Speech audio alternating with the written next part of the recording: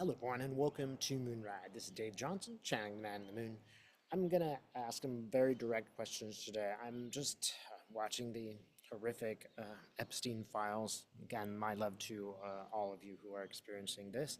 It's really horrible on the soul. I want to know, though, if they're scrubbing those files, that is apparently the Department of Justice, before they even got the files, they were already redacted back in March by Pam Bondi. So I want to know, are they just destroying these files? We may never ever get the names on these files. They may already be gone. And I want to find out if this is the case. So,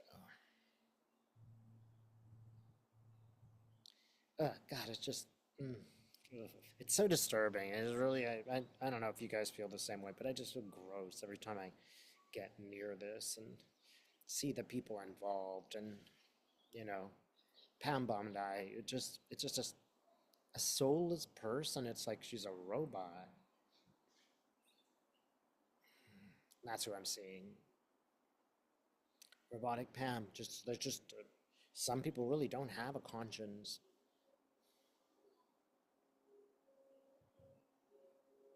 So, all right, Pam, did you do it or not? Tell me.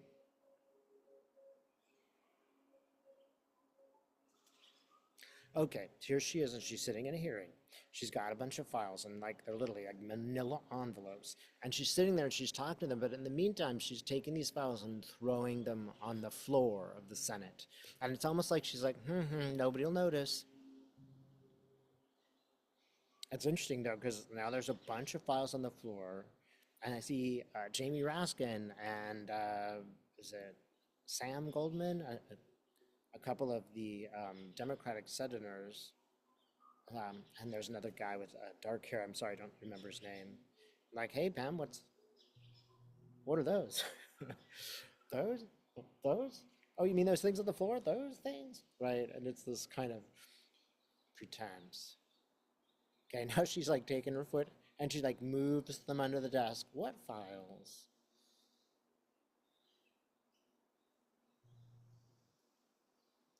Okay, we're looking at those files that she's hidden, and I'm just it's disturbing. I don't see papers in the files, but one paper. There's just one piece of paper, and it's really explosive. Pam, why are you saving this one piece of paper? Why not destroy them all, for example, Pam? Mm. She bookmarks it, and puts it someplace. And it has a feeling of insurance, right? You guys try to nail me for this. All right, I got this piece of paper, so you better stick by me. Those people who are implicated are very well known to Pam Bondi. She's has no conscience, so she will defend them insofar as she defends herself. And the minute that they really come after her and try to set her up, it had feeling like she's always got this piece of paper, this insurance. This, okay, now I'm seeing more than one piece of paper. And it's like they have gold edges. You know, like sometimes in history you'd have like the edge around the piece of paper would be gold.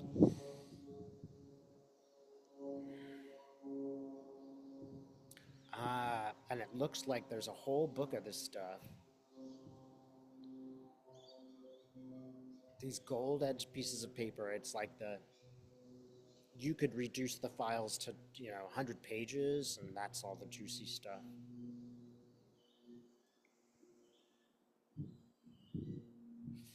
It's like she's hidden it somewhere.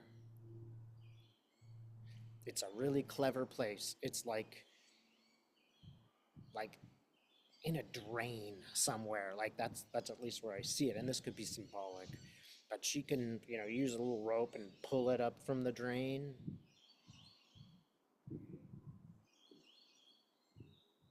And that's what she's going to do when she's in trouble. I'm seeing her in trouble finding it. She does look like she is in trouble. And I wonder if this isn't the case, as that's where we're going to get to at some point when she's really looking down the um, looking at a future in prison.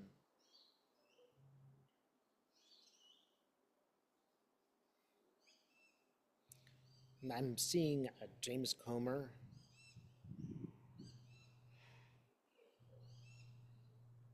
and it's almost like he knows about it or he's in on the deal.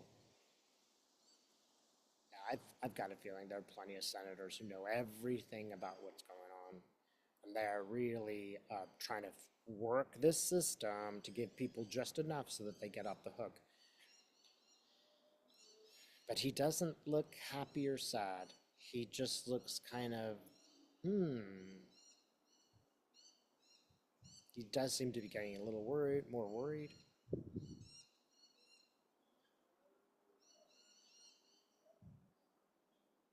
Comer smoking a cigarette. This always means a bad habit to me, but he's putting it out.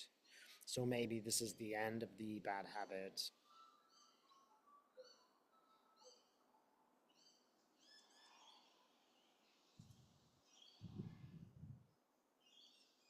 So Pam Bondi gets up and she runs off. And it's like she's gone to the White House and she's sort of in a huddle with others. Todd Blanche is part of the huddle. Trump is part of the huddle. Trump is raging. And she's kind of enjoying it. She feels her power. Mm. Like, I got power over these men. I could expose them if I wanted to. She's really enjoying this.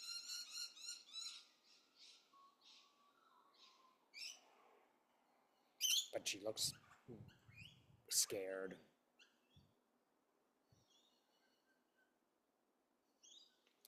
Somewhere in the White House, there's a desk drawer that has information. It's information about others that can be used for blackmail purposes. There are very conservative senators, information about them that's in a drawer in the White House. And again, this could be symbolic. It just seems like Trump's got access to this. So, Spirit, are we going to get this information? Is it going to be destroyed? Will we get the information? In the end. So I'm looking at a book and I get to the very, very end of the book, and it's like in the end, like the very last chapter. I'm looking at Bondi, she kind of crumbles. Todd Blanche is very frustrated, nothing's gone his way.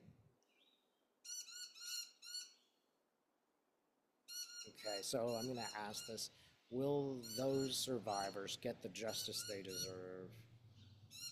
Eh, how could you ever give these women justice after the way they've been treated? Please keep in mind that the Department of Justice released the names of the survivors and their home addresses and their phone numbers, and they're now getting death threats. This was not accidental. This was an intentionally meant to warn them. And all people who have been abused, that you can't count on the FBI. All right, so will they get justice? Some of them will. It's almost like they'll get some justice, some truth will be revealed. Some important people feel like they're going to go down. I'm just seeing one of the survivors step forward, and it's been, this poor woman has just been through so much. I feel so bad for her, and I'm so struck by the courage of these people. It seems a lot of times nobody seems to even think of the survivors. Certainly not Pam Bondi and Todd Blanche. So I really have a lot of empathy for this person that's coming forward. They're very organic and natural, and they look like Mother Earth to me, this particular person. And she's kind of saying, it's sad. It's sad what I'm showing you.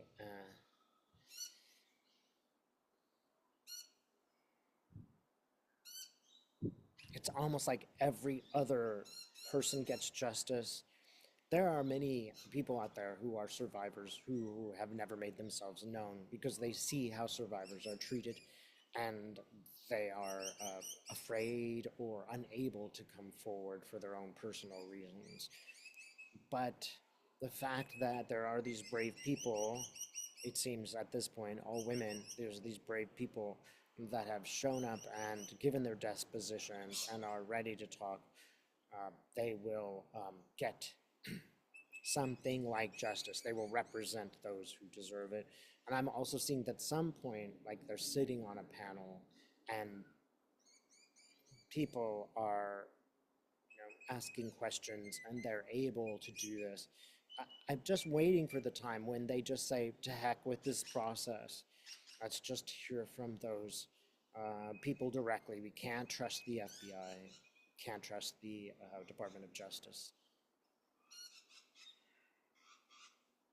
There's a lot of fanfare for the people, women, I think there might be a man among them, sitting on this panel.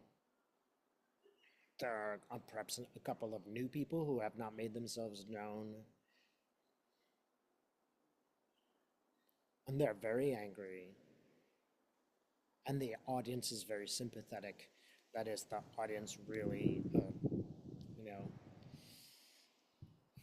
you can't really get anybody there to say unkind things or distract us.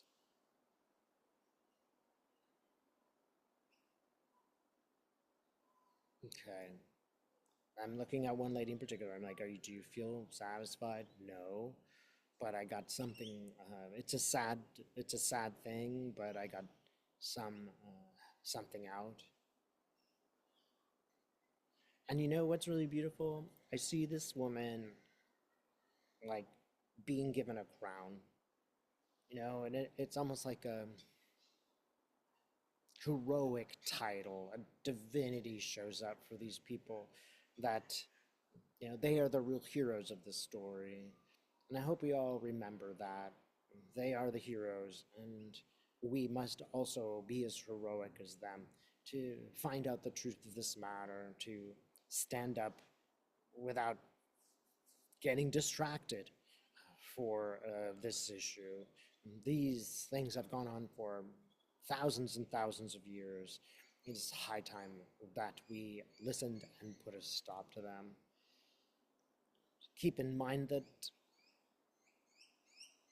the silver lining is that these people have become heroes, that they did not think that they had the courage to do this. This goes for many of you out there. You didn't think you had the courage. We didn't really think that we had the ability to live up to these times, but we are doing this.